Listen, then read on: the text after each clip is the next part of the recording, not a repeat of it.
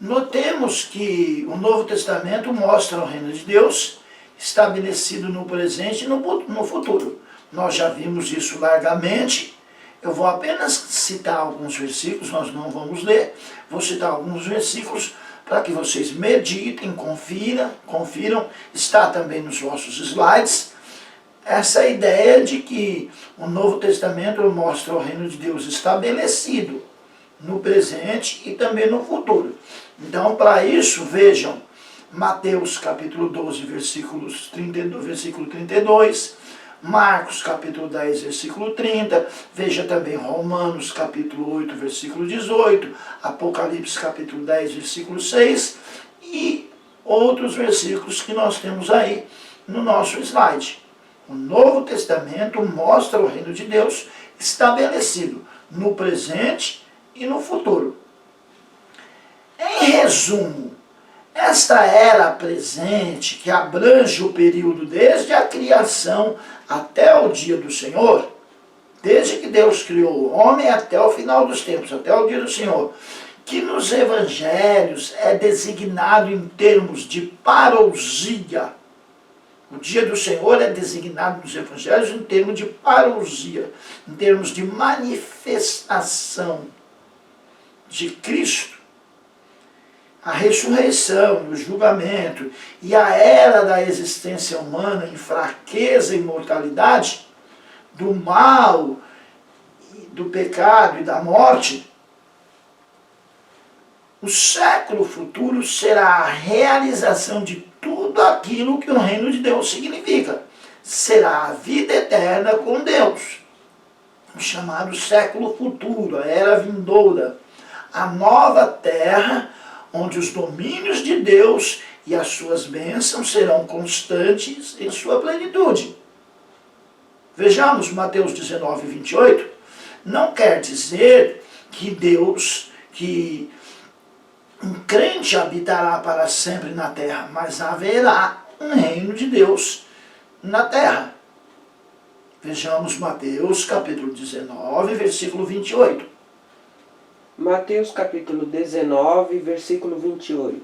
E Jesus disse-lhes: Em verdade vos digo que vós, que me seguistes, quando na regeneração o Filho do Homem se assentar no trono da sua glória, também vos assentareis sobre 12 tronos, para julgar as 12 tribos de Israel.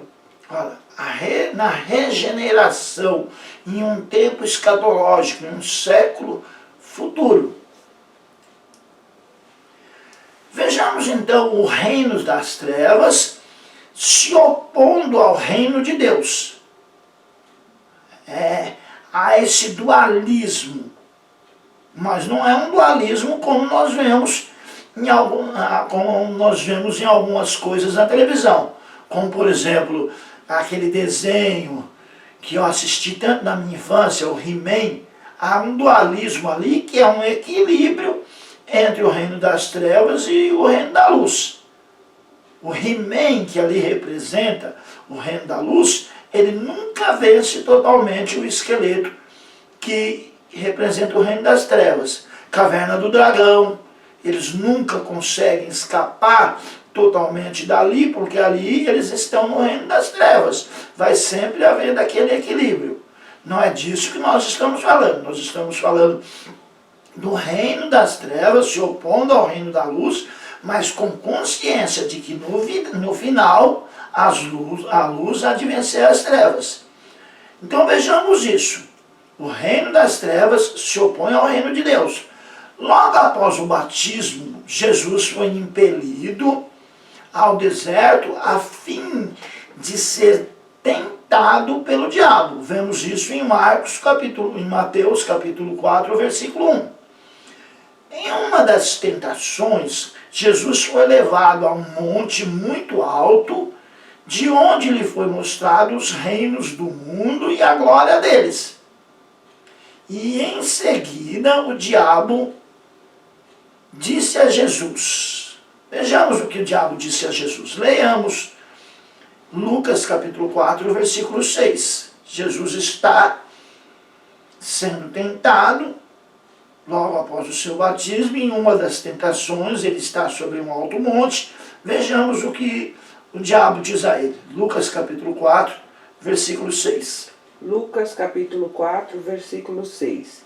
E disse-lhe o diabo: Dar-te-ei a ti todo este poder e a sua glória, porque a mim me foi entregue, e dou a quem quero. O diabo é o pai da mentira.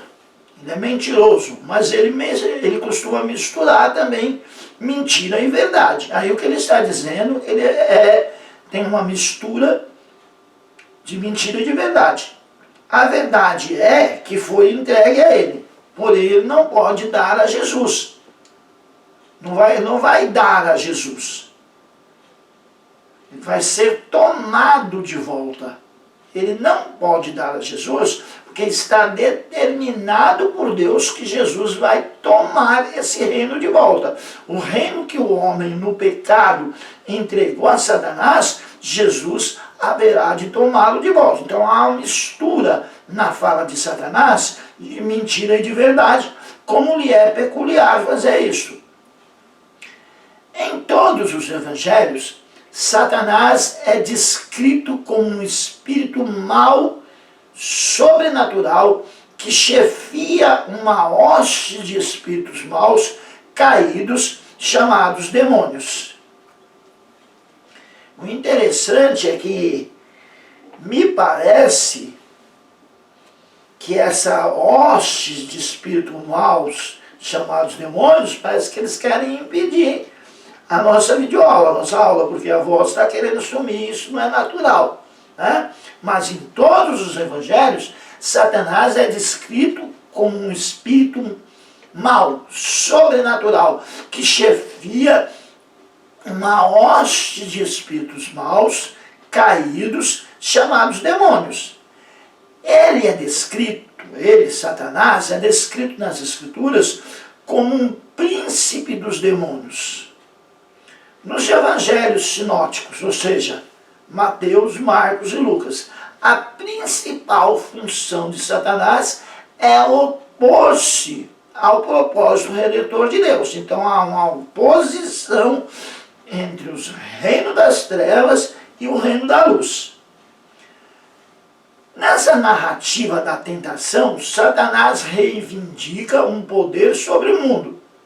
E essa reivindicação não foi questionada por Jesus Cristo. Jesus Cristo não questionou, não disse, olha, você não tem poder. Porque, na verdade, o homem entregou na queda esse poder a Satanás, ainda que esteja limitado por Deus, mas o homem entregou. A tentação constituiu-se no esforço de desviar Jesus Cristo de sua missão divina, conhecida como o servo sofredor, para que Satanás ganhasse poder caso Jesus Cristo se submetesse a ele. Essa era a finalidade da tentação, mas Jesus não se submeteu e nem vai se submeter a Satanás. A ideia de Satanás se fala sobre ele, é expresso sobre ele. Paulo fala de Satanás como um Deus do século, um Deus deste século, um Deus desse tempo, um rei desse século, um rei desse tempo. Essa é a ideia de Satanás que é expressa por Paulo em 2 Coríntios, leiamos, 2 Coríntios, capítulo 4, versículo 4. Vejamos o que Paulo diz acerca de Satanás, em 2 Coríntios, capítulo 4, versículo 4.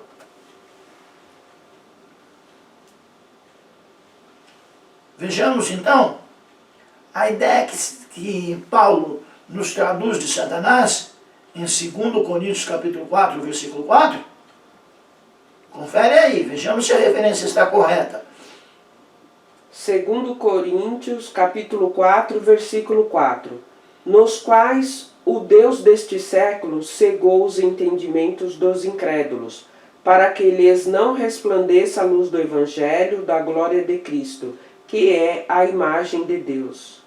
Então, para aqueles que estão perdidos, para aqueles que estão envolvidos pelos reinos das trevas, pelo reino das trevas, Satanás é apresentado como um rei, um Deus, mas não para todos, somente para aqueles que estão envolvidos pelo seu reino.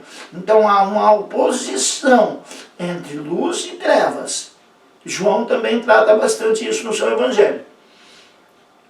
Um fato importante a ser considerado pelo estudioso das Escrituras é que nem no judaísmo, nem no Novo Testamento, esse reino contrário e opositor do mal, que se opõe ao reino de Deus, torna-se um dualismo absoluto. Não existe dualismo absoluto, eu já falei disso. Aquele dualismo que aparece em He-Man, que aparece na Caverna do Dragão, que aparece em alguns filmes, um dualismo, um equilíbrio entre o bem e o mal, isso não é presente nem no judaísmo, nem no Antigo Testamento e nem no Novo Testamento. Não existe dualismo absoluto.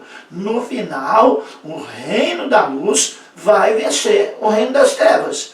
Tem que tomar muito cuidado, que está sendo ensinado há muito tempo para as nossas crianças na televisão, está sendo ensinado na televisão, em filmes, em desenhos, também aparece em algumas literaturas, além da televisão, um dualismo absoluto em que o reino da luz nunca vence o reino das trevas. Isso precisa ser combatido. Nós precisamos deixar bem claro para os nossos filhos, bem claro, ensinar bem na igreja que o reino de Deus, o reino da luz, vai sim vencer o reino das trevas. Isso é um ensino importantíssimo no momento em que nós estamos vivendo, em que Satanás tenta colocar na mente das crianças, dos jovens e dos adolescentes, que há um dualismo absoluto, que há um equilíbrio entre o bem e o mal.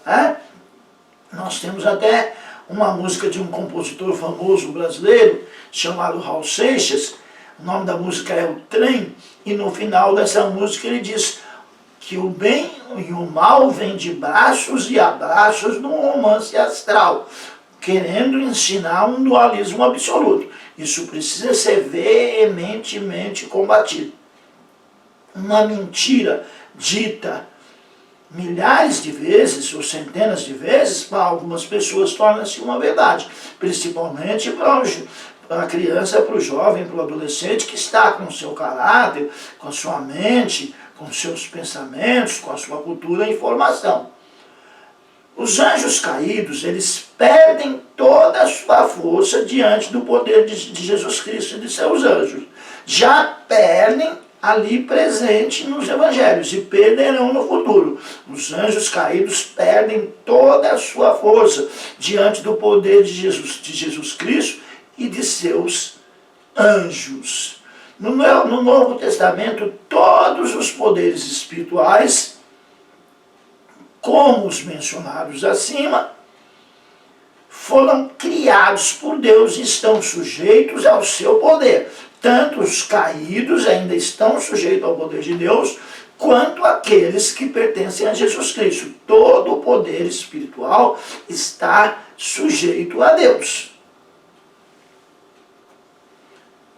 Um dia, Satanás e seus anjos serão totalmente destruídos e o mal jamais voltará a existir. Volto a afirmar, o dualismo não é absoluto.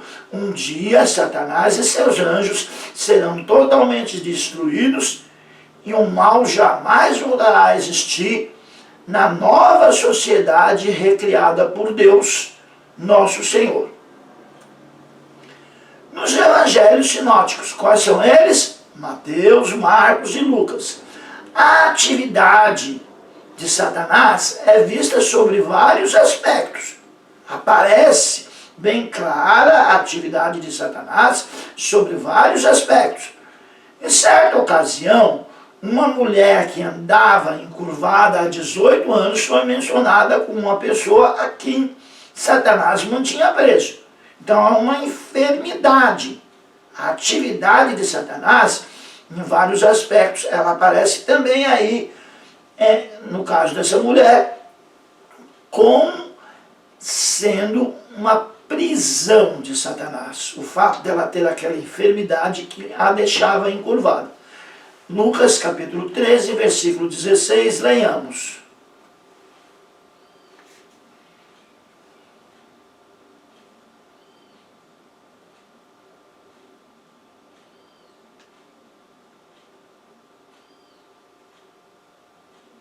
Lucas capítulo 13, versículo 16, a mulher encurvada.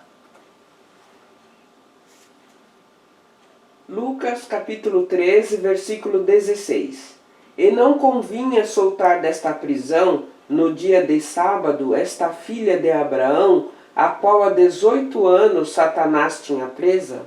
Ou seja, é dito que a enfermidade, o fato dela ser encurvada, é uma prisão de Satanás que há 18 anos está na vida dela. Mas as atividades de Satanás, elas são direcionadas principalmente para o campo ético. Ele atua e atuou aí no campo da enfermidade, mas no Novo Testamento é direcionada principalmente para o campo ético. Basta ver a parábola do joio e do trigo, onde o trigo representa os filhos de Deus e o joio representa os filhos do maligno. Então aí é no campo ético. Vamos ver isso? Mateus capítulo 13, versículo 38. Então é a enfermidade, ele atua em enfermidade, mas atua também no campo ético. Parábola do joio e do trigo, Mateus capítulo 13, versículo 38.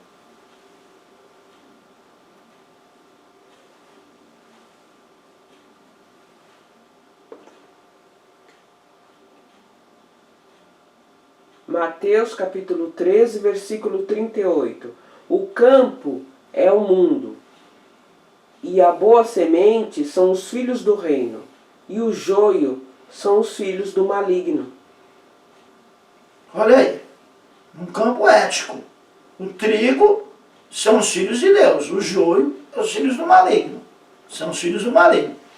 Além disso, o propósito expresso de Satanás é sufocar a palavra do reino, é não deixar a palavra do reino ser pregada, ser fluída, ser ensinada. Como nós estamos vendo, a dificuldade aqui que eu estou tendo no que diz respeito à minha fala, não é verdade? Isso tem todo o perfil de uma atuação dele. Não vamos levar a nossa aula aqui para um campo místico, mas tem todo o perfil de uma atuação dele. Além disso, o propósito expresso de Satanás é sufocar a palavra do reino, retirando-a dos corações que se mostram demasiadamente duros para recebê-la. Se o coração for duro para receber a palavra de Deus, Satanás vai sufocar, vai buscar retirar deste coração. Vejamos isso, Marcos capítulo 4, versículo 15.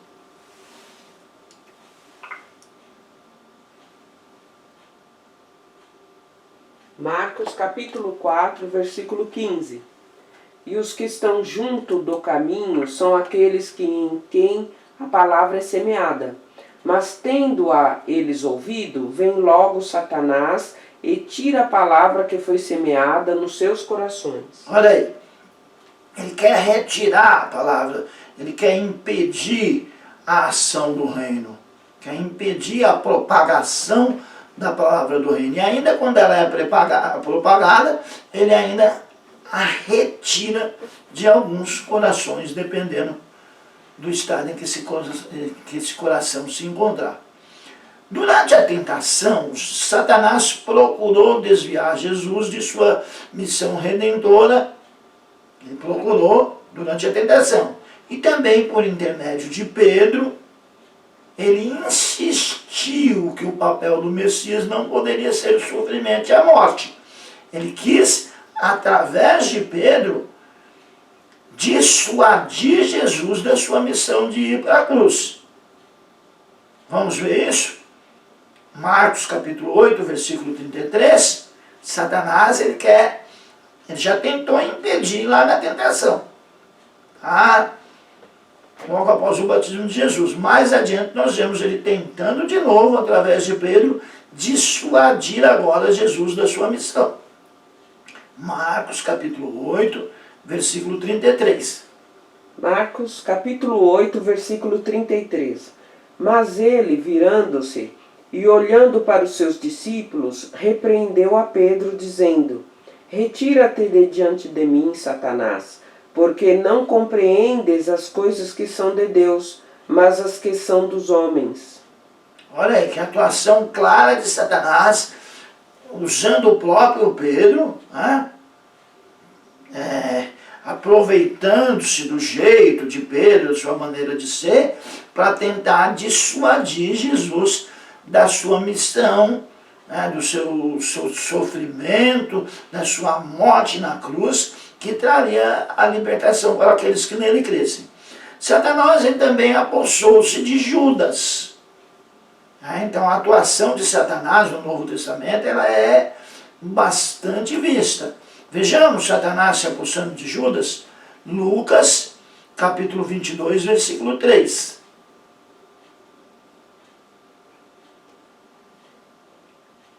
Lucas, capítulo 22, versículo 3. Entrou, porém, Satanás em Judas, que tinha por sobrenome Iscariotes, o qual era do número dos 12. Olha aí. Lucas, então, nós vemos Lucas narrando que Satanás apossou-se de Judas. Lucas, assim como Marcos, ele fala de Satanás querendo lançar a mão de Pedro. Ainda nesse capítulo 22, versículo 31, nós vemos que Satanás ele desejou lançar a mão de Pedro, desejou usá-lo. Lucas, capítulo 22, versículo 31.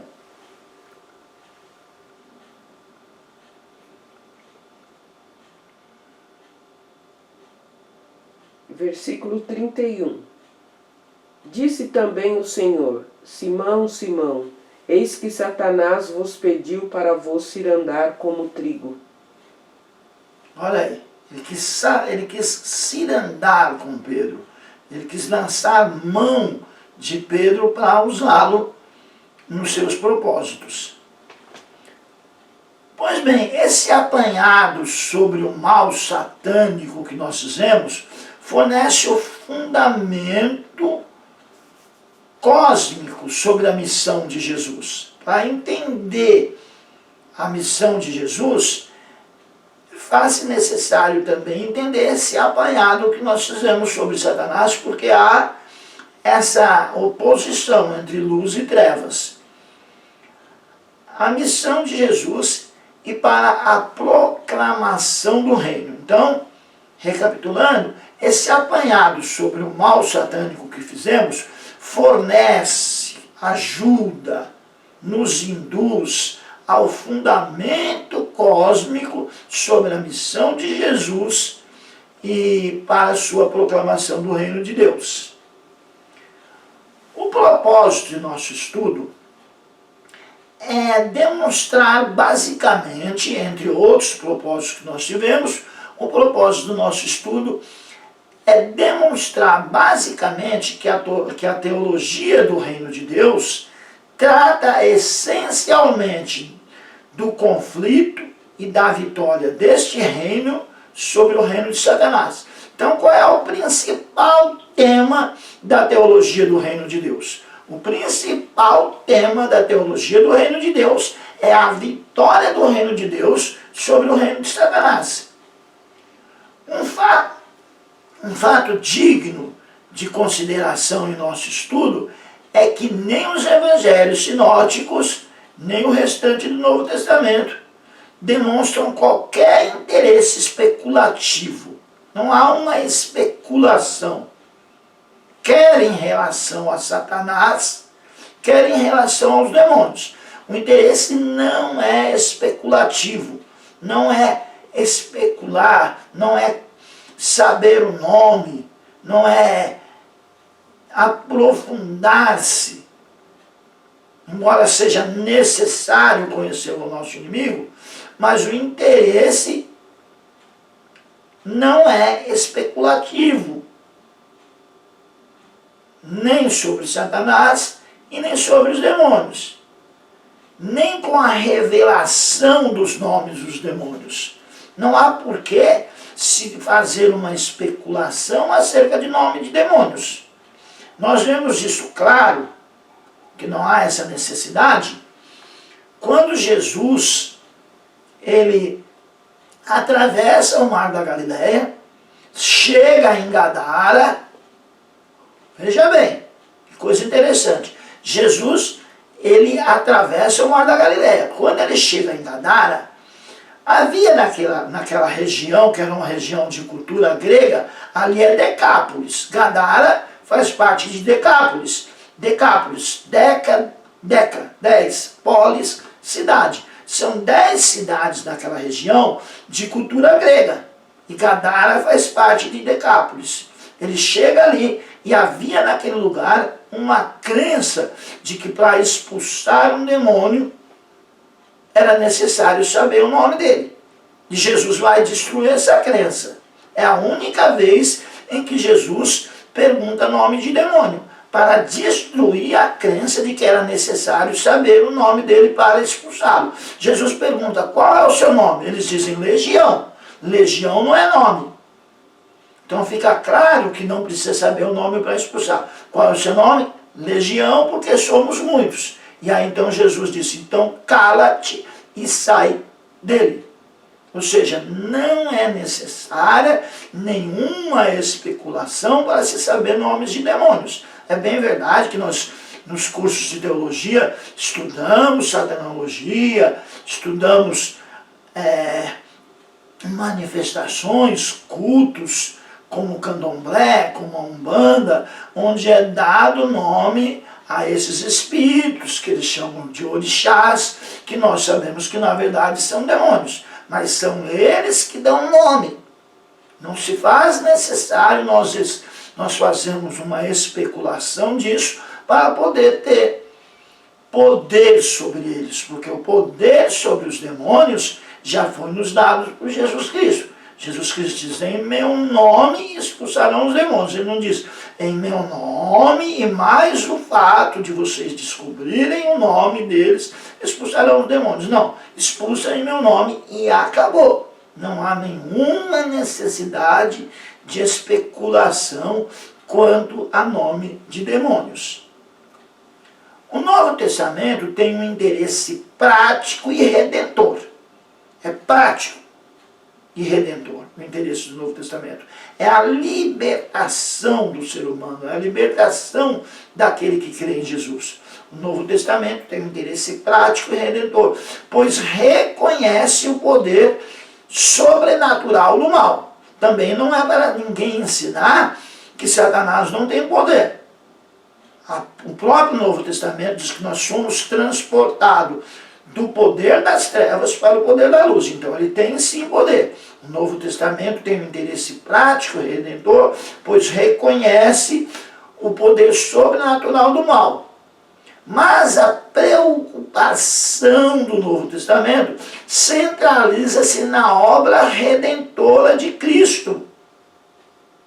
Esse negócio de levar Satanás, de levar demônio ao estrelato, mostrar demônio na televisão, deixar demônio dar show, isso não tem base no Novo Testamento. O Novo Testamento tem um interesse prático e redentor, pois reconhece o poder sobrenatural do mal. Mas a sua preocupação não é levar Satanás e os demônios ao estrelato, mas centraliza-se na obra redentora de Deus em Cristo, libertando os homens dessas forças malignas. Tem que tomar cuidado para não inverter.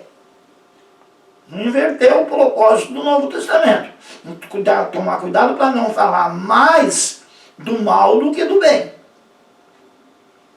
Voltamos a repetir. O Novo Testamento centraliza-se na obra redentora de Deus em Cristo, libertando os homens das forças malignas. Então, nós temos que tomar cuidado com o tipo de evangelho que estamos pregando, com a visão que estamos passando, tanto do Antigo quanto do Novo Testamento, mas especialmente no Novo Testamento. Pois bem, estamos chegando ao final. Nesta aula nós buscamos conhecer a origem do reino de Deus no Antigo Testamento e no Novo Testamento. Buscamos analisar o reino de Deus, se ele é presente ou se ele é futuro, e buscamos também compreender o ensino de Jesus Cristo sobre o reino de Deus. Então, ficou bem claro que essa aula ela foi uma aula diferenciada, ela é um assunto diferenciado, é um assunto importantíssimo, então faz-se necessário que ela seja assistida e reassistida, que os versículos sejam meditados e que os ensinos dessa aula sejam colocados em prática.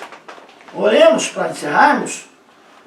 Pai, em nome de Jesus Cristo, seu amado Filho, que é poderoso e fiel, em cuja presença nos encontramos nessa manhã, nós lhe somos gratos, papai, pela tua presença na nossa aula e por tudo quanto aprendemos, que nós possamos guardar em nosso coração para servirmos a tua causa melhor.